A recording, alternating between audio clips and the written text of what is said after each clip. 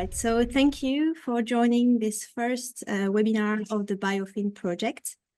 My name is Emily. I work for ILSI Europe, and we are hosting this webinar today together with the University of Limerick, which is the coordinator of the BIOFIN project. So we'll be together for about an hour. And before we start, let me present you the agenda and the speakers of today. So I will start by giving you an overview of the project.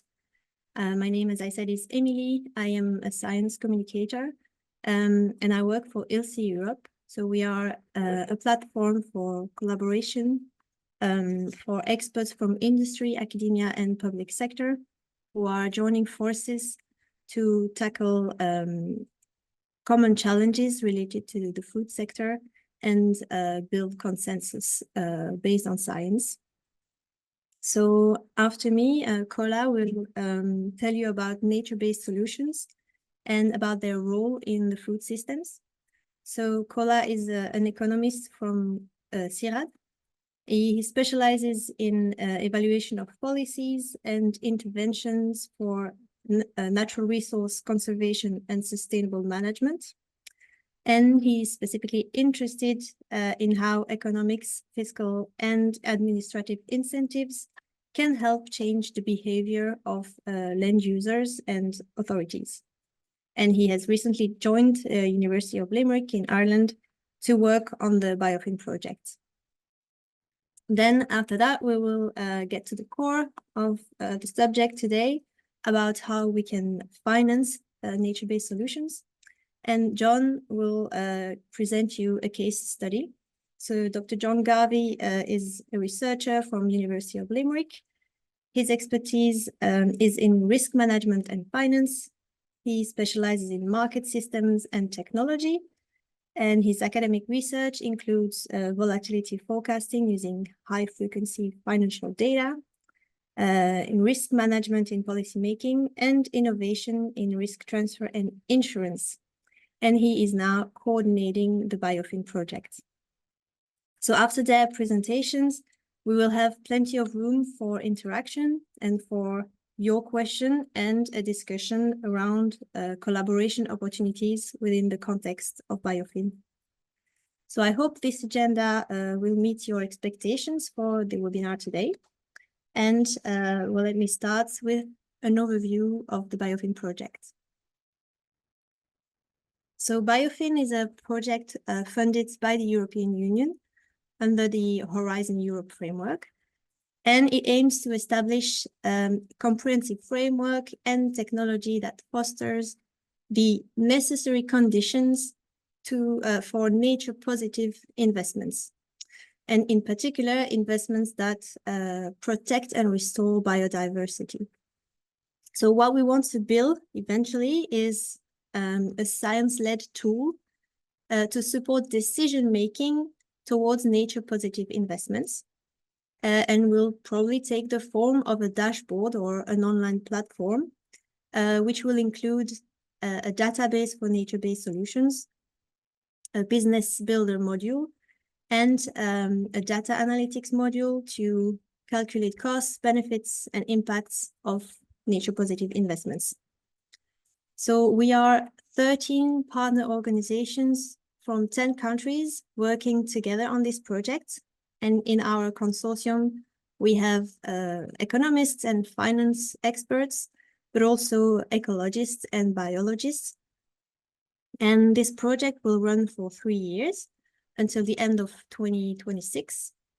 And so we are now 6 months in already, and we are starting to engage with our different stakeholders to understand how they might interact with this dashboard, what are their needs, and so that we can co-create and co-build these tools. So why do we want to talk to the food sector and food companies in general? Well, the global food sector is one of the main drivers of biodiversity loss. This is the headline of a report by the UN Environment Programme published in 2021. But it's just to give an example of many publications that highlight the role of our global food system in the biodiversity crisis.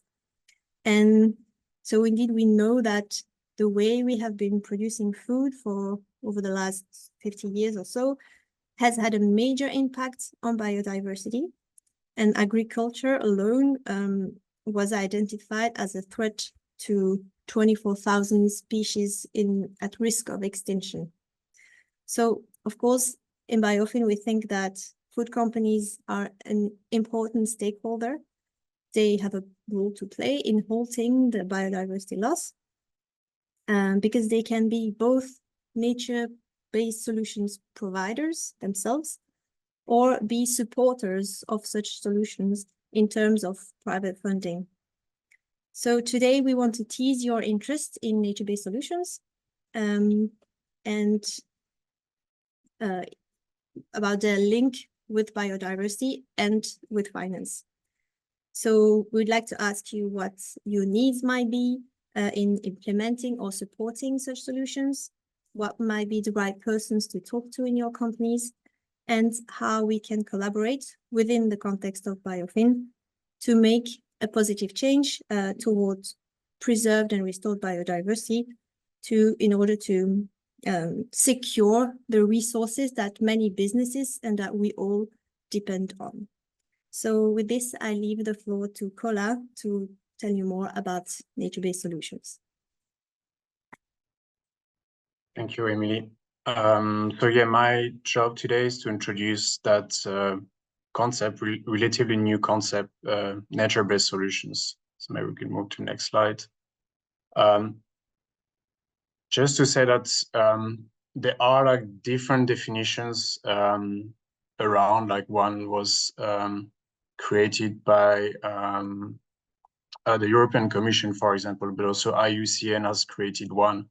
And there is no like common agreement and like a clear definition of what an NBS is. So what we did as part of BIOFIN project is like we try to define a number of like key features that a nature-based solution should have. And they are summarized here in that slide. So I think the first one that is important, and I would actually talk about both the red and the orange circles here, is that a nature-based solution should not be like a very localized intervention or solution. It should like be implemented at scale in order to have like impacts on like significant impacts on different outcomes. So I think that's very important to highlight. Like it's very often like someone cannot see the slides. I see in one comment. I can see them. I see them, no issues. Okay, so yeah, so one very important feature is like these solutions are implemented at scale. And I think the two other like key features is like, first, they have to benefit not only like humans, so of course they need to like lead to human benefits. So here we make the link with the concept of ecosystem service, which is very much human-centered. So human benefits, for example, could be like flood risk management or reduction, tourism, agriculture, water supply, water production, and so on. So, but they also need to lead to like benefits to nature, and that's a key difference with the concept of ecosystem services that has like been quite prominent in the recent years in the policy agenda. So these solutions not only have to benefit humans, but only nature. And here we obviously talk a lot about biodiversity. Next slide, please. So yeah, I think like an interesting way to like understand like what NBSR is also to describe that kind of typology. So again, there are like different typologies that are in the literature, but I think this one is probably the most comprehensive. So it classifies nature-based solutions according to the level of intervention or the level of engineering applied to nature. And so that framework distinguishes between three different types of nature-based solution. The first one is like what they call intrinsic.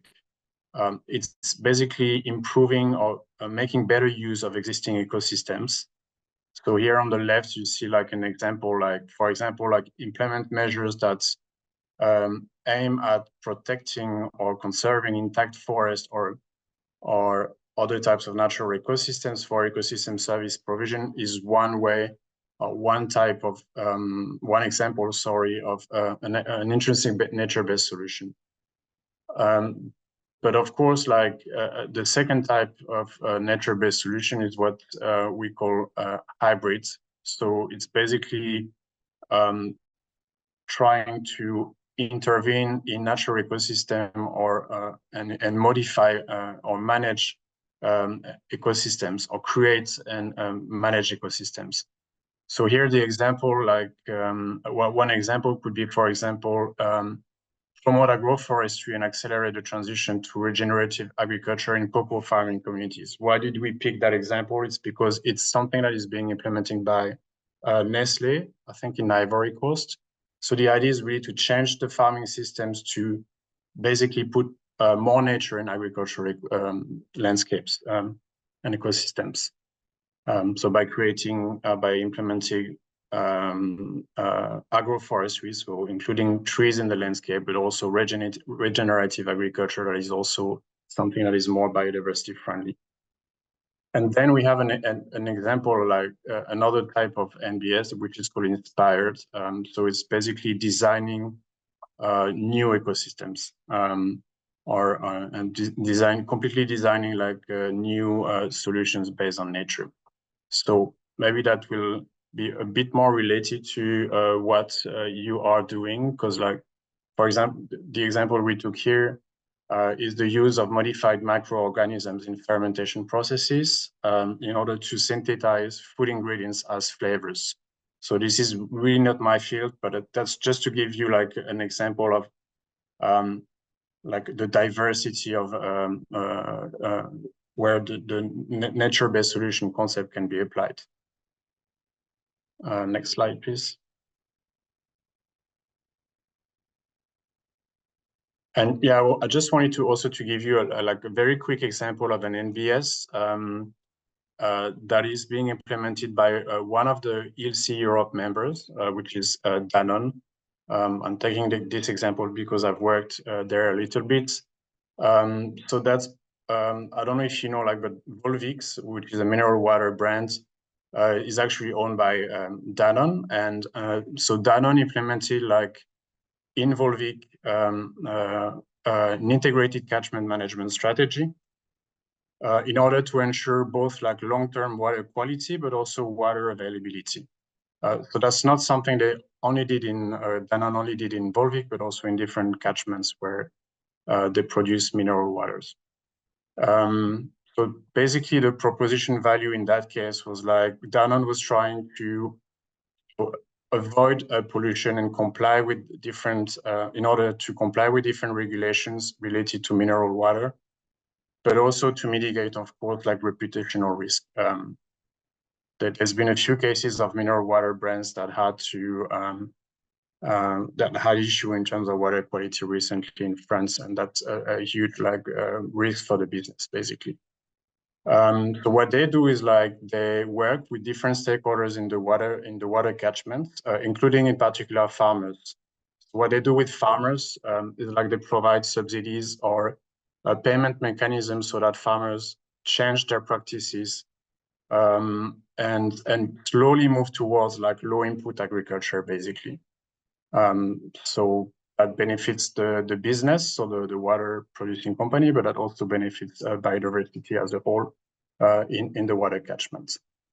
They also, what is interesting is like they also work with local municipalities in order to implement different actions, such as like improving treatment plants for water, improving road infrastructures, still in order to avoid water pollution. So they also work very closely with these municipalities. They created that like association of different municipalities located in the water catchment, which is called CEPIV, and they're really implementing lots of measures with them. Okay, I hope it gave you like a better idea of what we call a nature-based solution as a part of the BIOFIN project. Thanks.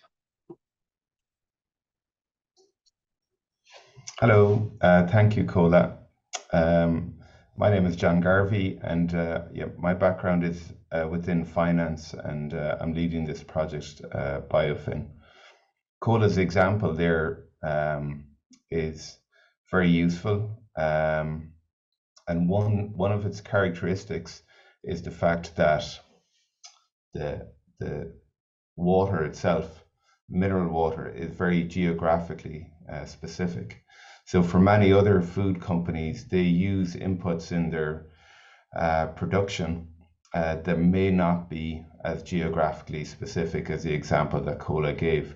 So Danone in this case had very strong incentives to develop good relationships with local municipalities and landowners and so on, and then develop a nature-based solution that worked very effectively both for Danone and for the environment.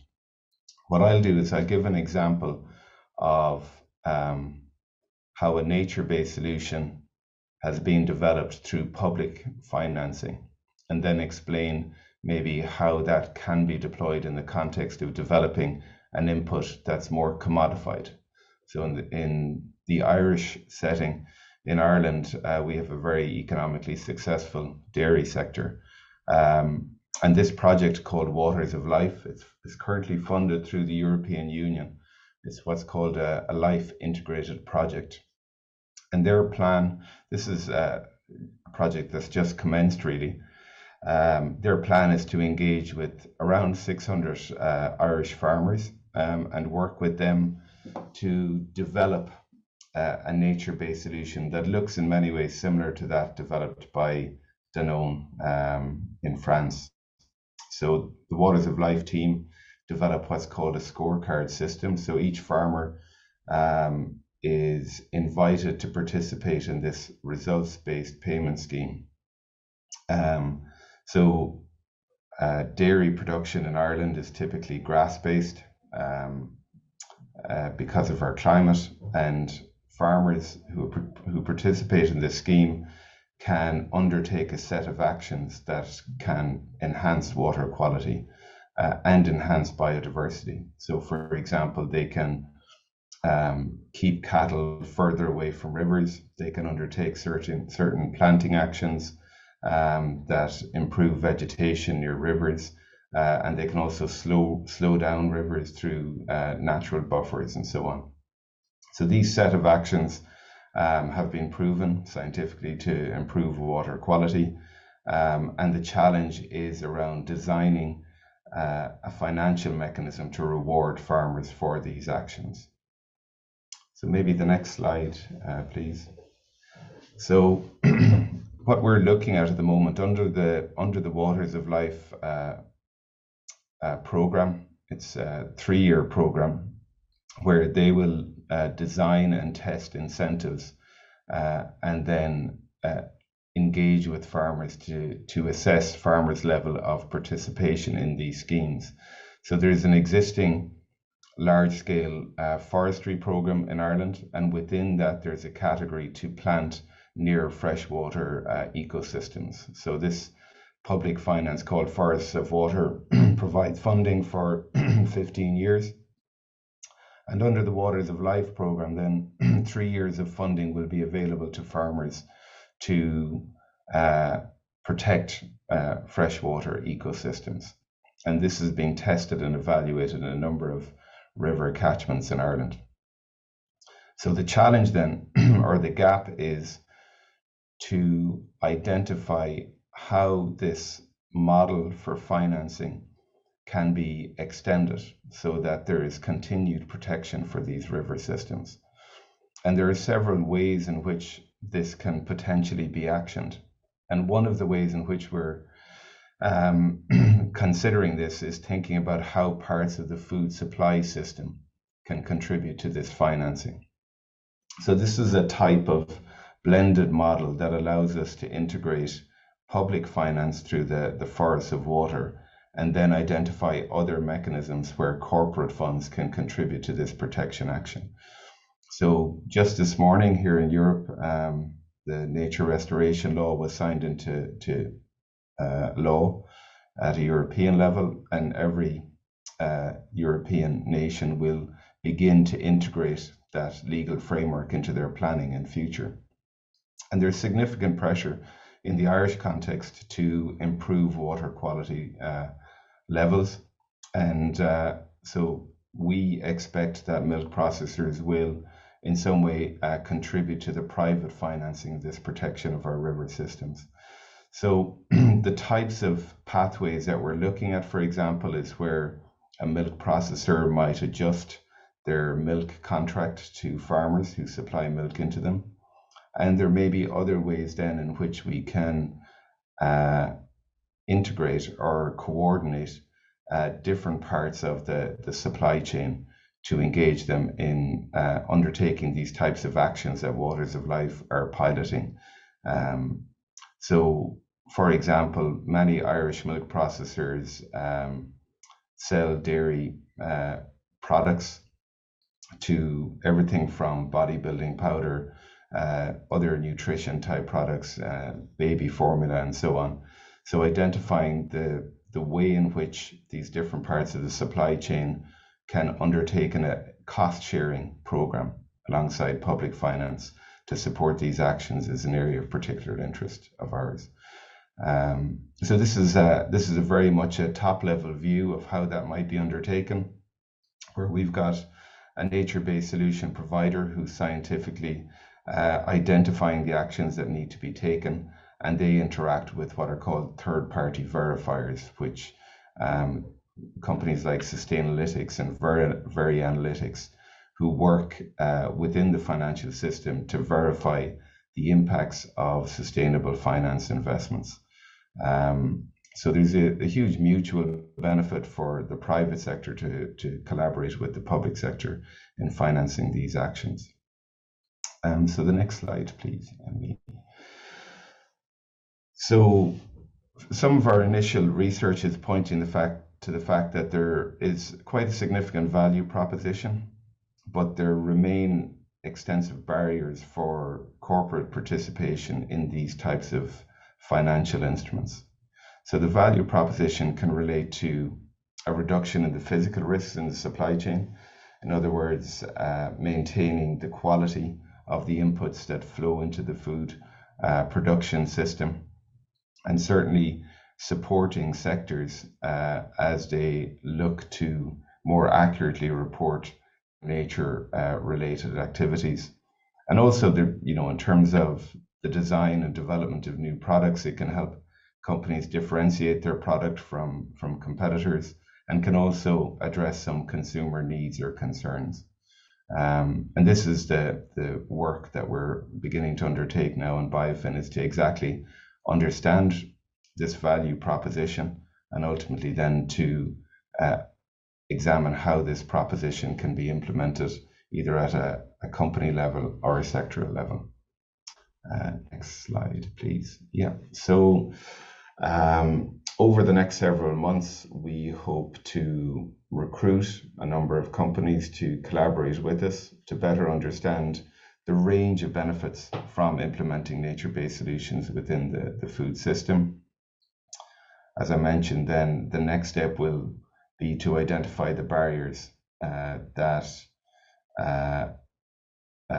impact on decision making. So from the work we've done so far, we've seen that these can be really at the micro level. So if a corporate wants to support landowners or fisheries or any other part of the food supply chain, there are significant complexities over establishing, well, how much they should contribute, where those funds should sit, the governance procedures around releasing those funds to those that are implementing nature-based solutions on the ground, and then the mechanism through which the impacts can be communicated back to the corporate and shared with their customer base or their other suppliers within the supply chain. So this is, and again, I think the final step, with the successful collaboration, we'd hope to support businesses as they think through these problems and bring our expertise in the natural sciences, in finance, in environmental economics and technology, and maybe bring some of these financial instruments and business models a little bit along the way to closer towards implementation. So I think we'd all invite questions or observations from anybody here, and I'd be very happy to answer them. Thank you.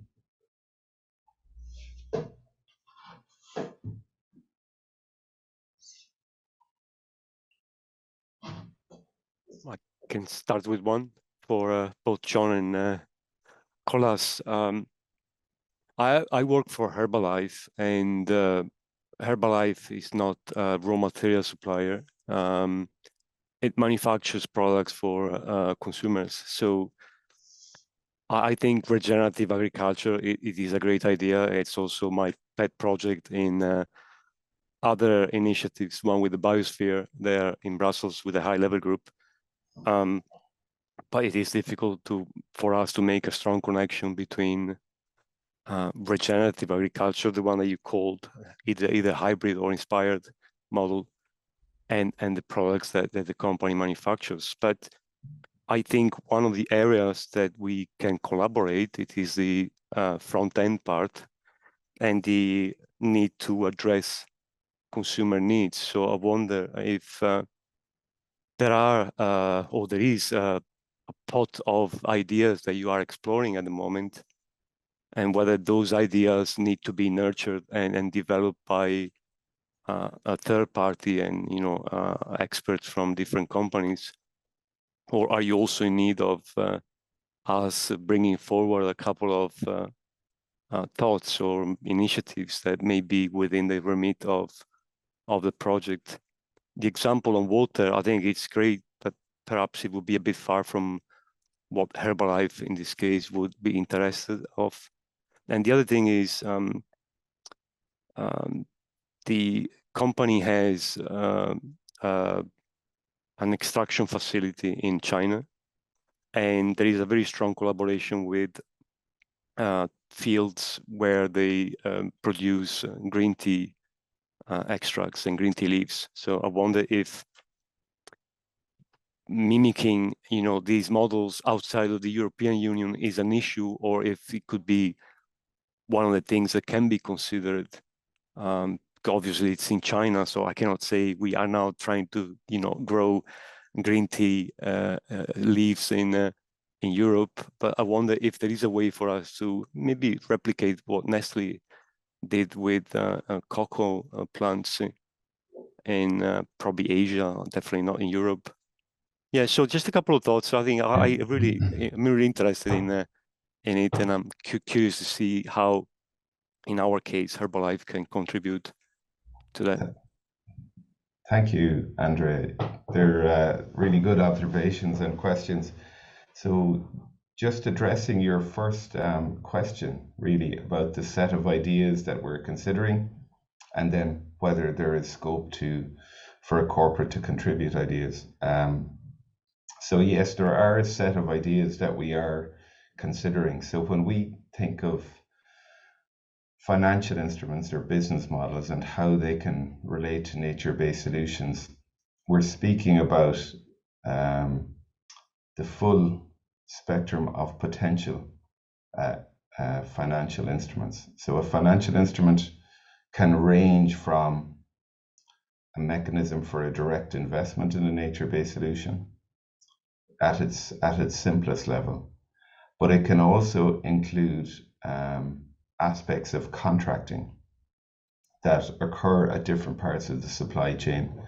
So to give you an example, if you're a car manufacturer and you contract a supplier of axles to supply a part for your car, you will often require them to hold insurance so that if there's a fire at the axle factory, it's not going to interrupt your supply chain.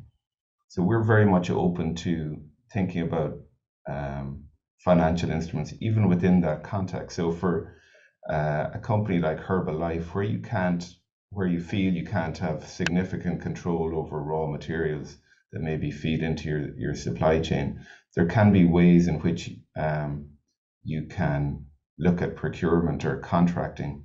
And if you have the right data available to you, of course, you can build that into your planning. So if you can define where a nature-based solution might be applied and where it can contribute either to the quality of the product or where it can contribute to the protection of nature in some way, if that can be integrated into your, let's say, supply chain management or procurement, that's hugely powerful, because you will see that response then from your suppliers, and you will see them compete to meaningfully share data with you in that respect. So that's, and again, there's a whole host of other areas within the financial system that we're looking at, including corporate finance. So, so from a bank's point of view, I'm sure Herbalife have a domain in the area of corporate finance where they use retained earnings, perhaps, or they borrow if they're developing a new product. So if they can demonstrate then how they're active in supporting nature, we're looking at how banks can reward that through, reducing the cost of finance and so on. So there's a whole set of ideas there that we're investigating. But yes, we need the participation and the collaboration of corporates to bring certain ideas to the table, and then we will provide the capacity to support that and collaborate with them to investigate those further. And that would be hugely valuable on our side, and we hope we could bring a lot of value to any partners in that respect. So certainly bringing ideas is really good, and we already have a number of learning sites that are outside the European Union. So there's a Sustainable Finance Taxonomy that is being developed within Europe. And other countries, Canada, the US may have one underway. So a number of non-EU countries are developing similar taxonomies, which will certainly have an impact on corporate decision making over time. But we are looking at sites outside of Europe. Let's say in Brazil, we're looking at how water utilities can improve water quality, how they incentivize local communities to undertake certain actions in that respect. And absolutely, the example you gave of extraction in China and working with tea plantations is a highly relevant one. So part of this, of course, but part of the challenge is around data quality at a local level, understanding the science around, well, what is the protective action that needs to be taken? And then ultimately, from your point of view, identifying, well, what is the value proposition? So the Herbalife consumers, then how can that message be shared with them and have the biggest impact? So there's members within our team who are doing significant work in terms of understanding preferences of consumers and what they're willing to pay for a better understanding of how the products they consume contribute or protect to nature. So from that point of view, we would be very open to learning more and also to bringing our expertise where we can to the problem.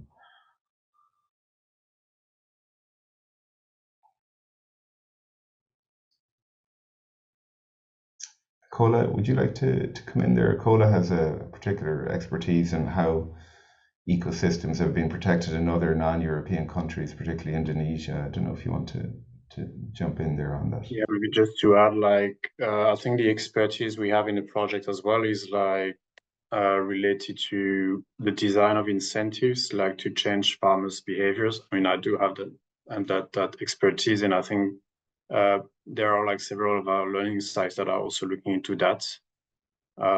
So how to redirect money and finance towards farmers, and how do we, through what payment vehicle should we transfer that money so that yeah, we're having the best impact on both nature and also social outcomes. And yeah, I do have like some experience working. I mean, most of my experience is actually working in the global south. So I think those issues are also very relevant. I've been working a bit on like deforestation issues, and as you might know, like the European Union has also released that regulation on imported deforestation. So companies sourcing some key products such as soya or also timber, palm oil, and so on, they have to comply with that regulation and make sure that these products are deforestation free. So that's also something that we could also that could also be relevant for, I guess, food and beverage companies looking into that question: what kind of data we need to implement such an ambitious regulation. So yeah.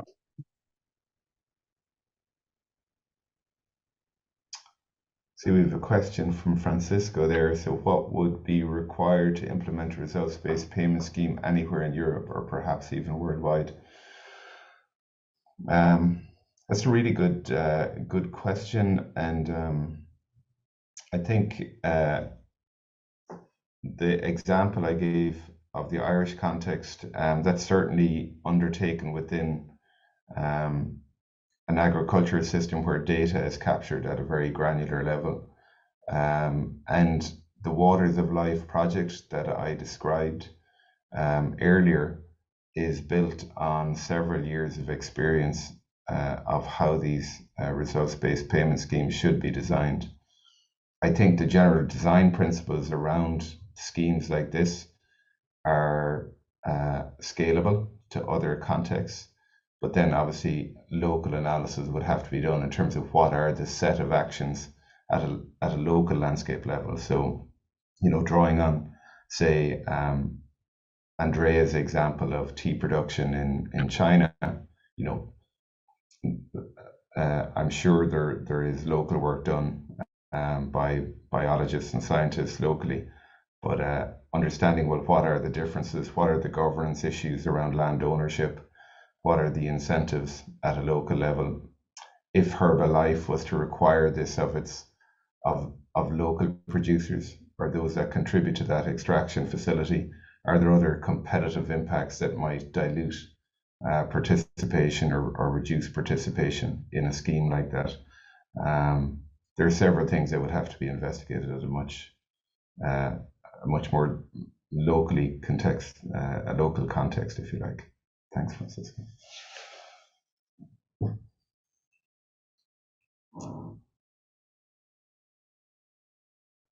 Carlos, do you have examples of inspired NBS models? I know you mentioned fermentation, but I'm curious to see if you've looked into specific ones. Good question. I think like we could also consider like recreating new ecosystems, you know, such as like planting. So one of the schemes here in Ireland, like public scheme, is like incentivizing landowners to replant native woods or forests. So from scratch, so these kinds of afforestation schemes could be considered if they, you know, if they take into account the biodiversity value of those woods. They could be considered as yeah, as part of that category. So it's really like solutions that are like that require a lot of engineering, and so like basically starting and recreating an ecosystem from scratch, or it's not about modifying existing nature, yeah, natural ecosystems or natural processes.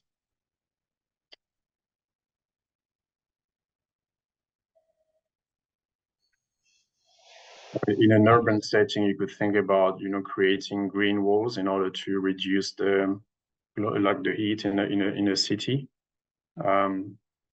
If like these green walls also, you know, are implemented in a coordinating manner across the city, it's not, as I said, it's not just a single solution a single green wall implemented in one building, but it's like something that is more like an action that is more coordinating at the city scale, and also that include other co-benefits such as biodiversity. So not just planting a single species on those green walls, but also planting a diversity of species to improve, I don't know, pollination services, for example, or things like that. So that could be another example. But they must be in the context of food manufacturing, right? Yeah, in that case, yeah, it's not, okay. It's beyond that context, but yeah. So nature-based solution they go beyond food manufacturing and food systems. So that that might not be completely related to food systems in that case. In the biosphere, this high-level group that I'm part of, aside from mentioning the importance of regenerative agriculture, there is this constant need to create a strong liaison with farmers. So perhaps this could be also one of the ties that can be implemented with this project. Not only they need to be incentivized. I mean, obviously, if they have to start planting trees or avoid using fertilizer, obviously they need some sort of financial contribution. But at the same time, they need to see the long-term beneficial effects that they can get. The examples that we normally bring up is if you diversify your crops, then there will be more plant-based protein opportunities. And this on the long term will be a benefit because manufacturers are giving you more money to buy your crops rather than these crops ending up as animal feed, for instance. So I think there is a lot of education also that needs to be done with the farmers and making sure that they see the long-term opportunity with that.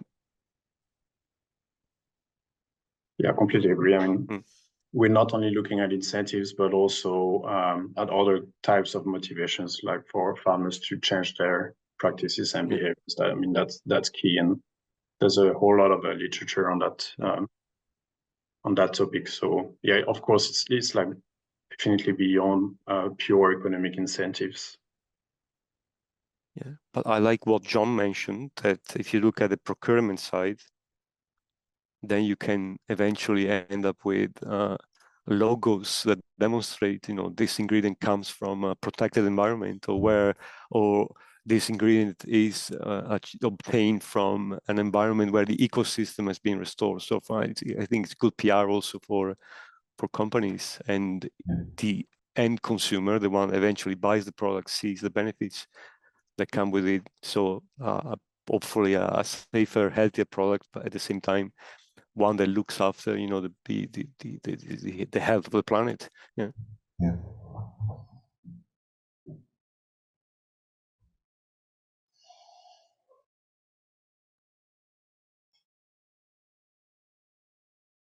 So I would say, Andrea, I mean, it would be lovely to have your involvement if there was an easy way to manage it, and we're certainly open to having a conversation on it, and thinking about what that might look like in a way that's manageable for you guys.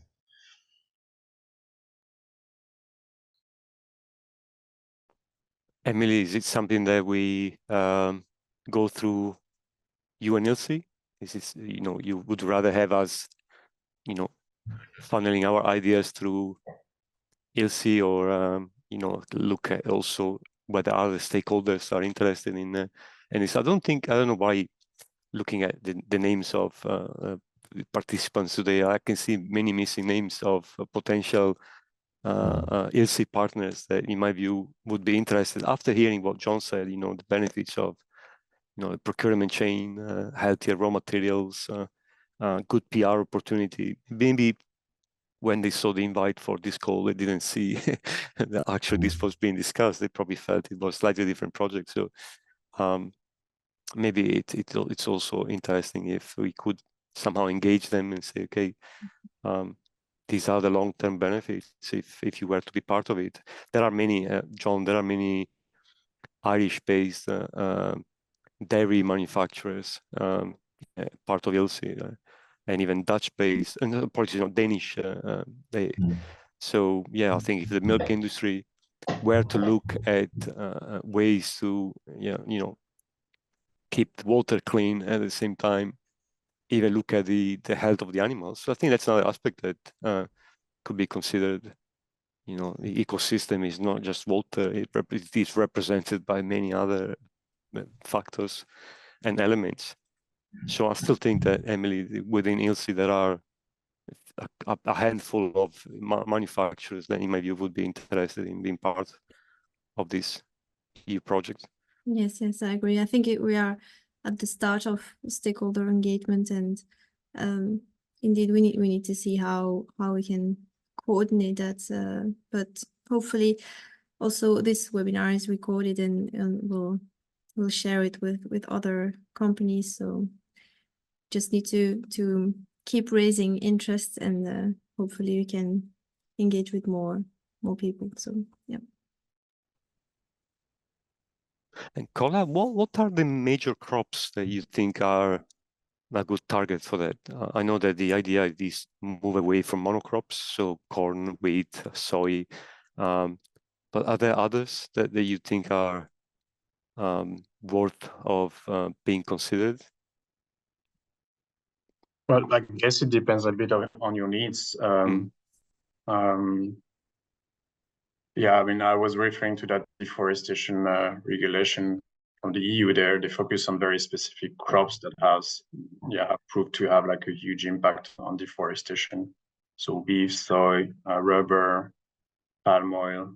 But I guess it depends on your needs and where you see an added value in terms of bringing more sustainability in the value chain. So yeah, I wanted to ask you also whether you have like in Herbalife like already engaged like some activities in like working with the supply chains or even the producers directly to improve the sustainability of the products that you use, and if yes, like which products or. So we are in a place where we are really fond of byproducts, and a clear example that I always bring up to our discussions, it is to consider rapeseed protein, because now rapeseed oil is the main intent, and after that they don't do anything with whatever is left, to the point that it's extremely bitter, and even the animals are refusing to eat that. So it can be used as animal feed, as for instance the byproducts of soybean oil or sunflower oil. These are probably better accepted by animals in the animal feed chain. So canola oil or rapeseed oil is great. A lot of that comes from Ukraine, but nothing is done with whatever is left. And if you purify that, and there are a few companies in Europe that have gone through that, you can create a very high quality protein, as good as soy and as good as whey, for instance. So this is really of interest to Herbalife. The downside is that at the moment, there is also a handful of companies manufacturing it, and the cost is extremely high, and it can't compete with pea protein, it can't compete with soy protein. So what we are telling the biosphere and those that work in even the DG Agri in Brussels, if you incentivize farmers to somehow also start considering the production of rapeseed protein, then obviously demand will meet production and costs will eventually go down to a point where this will become a mainstream product and a very healthy one. So not just for rapeseed protein. I mean, we are looking at many other alternative proteins, but it really boils down to ensuring that farmers understand that there could be a better income if they were to manufacture some of those proteins rather than just using them as animal feed. But it's difficult. It's a very difficult discussion to be held, and as well, you need to start educating consumers that they need to do dietary shifts, less meat, more plants, and many other factors. But yeah, I think byproducts are of interest, and even standard byproducts from the making of flowers, for instance. If you make bean flour or corn flour, whatever is left has a very high nutritional profile. It's a pity that it's going to be used as animal feed when it could be somehow treated in a better way and become a proper protein source for human nutrition.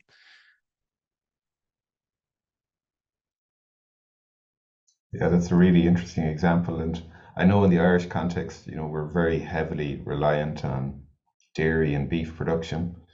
And it's interesting how institutions get locked in. So our scientific advisory entity within Ireland, their expertise is within those systems.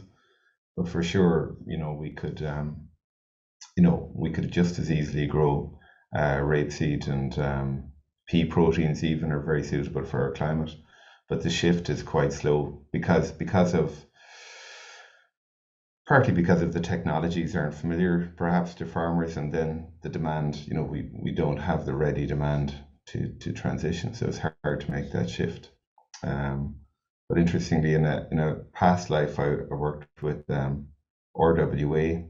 I don't know if you're familiar with them, but they would have they buy from farmers throughout Central and Eastern Europe, and I'd be familiar with, say, the supply chain issues from the farm level to the trader, the wholesale trader, and how it feeds into the supply chain from that point of view.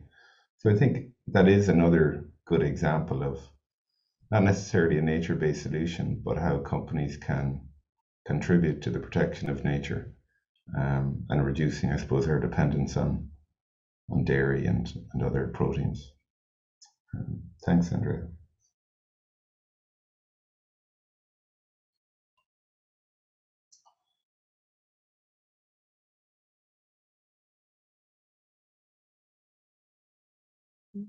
I see no more questions, John. So do you want to have some final words, or shall we close for today? I'd just like to say thank you for some really insightful questions, and it's early in our project, and as you mentioned, Emily, we're just beginning this journey, I suppose, of identifying potential collaborators, and I really appreciate everyone's time today and meeting up. Yeah. Thank you all, and see you soon. I hope. Thank you. Thank you.